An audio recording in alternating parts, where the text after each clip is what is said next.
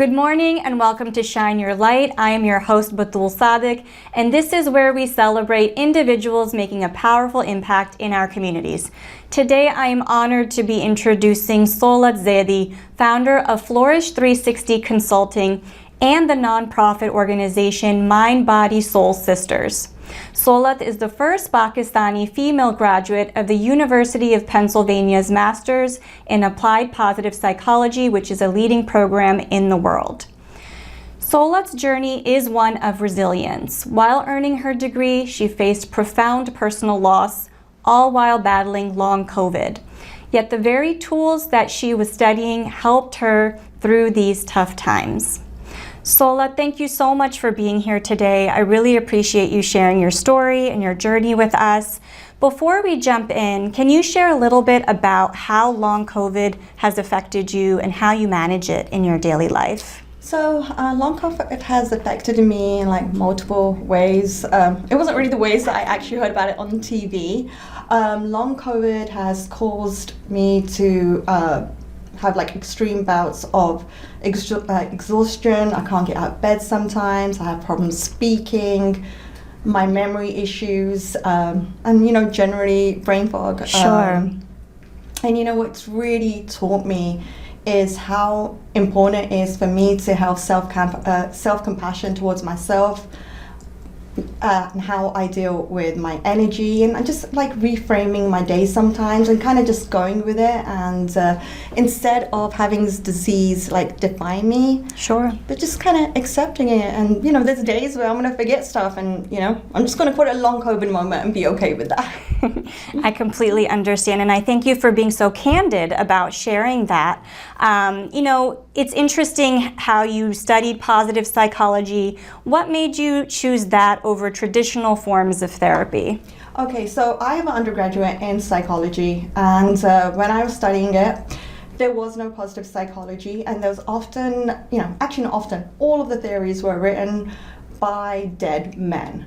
And it just didn't make sense to me. It was about what's broken in you, what needs to be fixed. You have depression, you have anxiety, you need to be diagnosed with this. And I feel like it took away the agency of, how can you actually help yourself?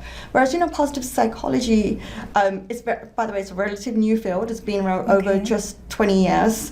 It gives you the tools on actually flourishing and using those inner strengths that you have, those inner character strengths, right, to get through those like difficult moments in life. And especially for me, you've mentioned that I have dealt with adversity. Learning about positive psychology just wasn't a career change. It really helped me to get through like one of the toughest moments in my life. Sure. And I know you use that word kind of flourishing, right? And so a lot of times we hear these words, flourishing, empowerment, thriving. These are words that are everywhere, but what do they actually mean, and how does positive psychology help people really reach these goals? Okay, so firstly, it actually gets on my nerves when I read them all the time. I feel like there's a lot of people in the market that are misusing them. So if you think about it, the words flourishing, thriving, and empowerment, they can be taken as like a prescription to increase your well-being. What was the first word again? Flourishing, thriving, right? Yes. Empowerment, yeah. Yeah, so flourishing, it's the way you approach life. It's about the relationships you have, the things that are meaningful to you, the values you want to keep. It's about that holistic approach that you take. So it's living.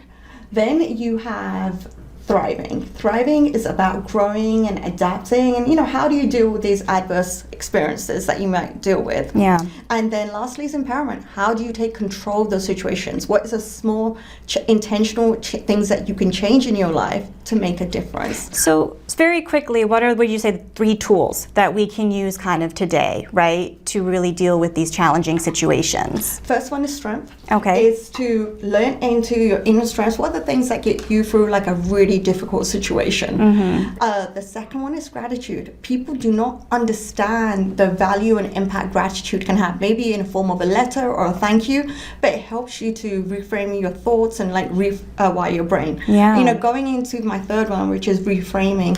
When you reframe a situation, it really increases the your positivity and how you actually deal with the outcome of that. Those are great. Yeah, no, all really, really important tools. And what would you say is the key takeaway?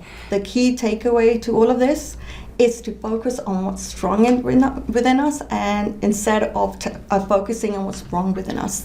I love Positive that. psychology, just like style and fashion, gives you the confidence on how you see the world, how you shape the world with your mindset, and makes such a difference.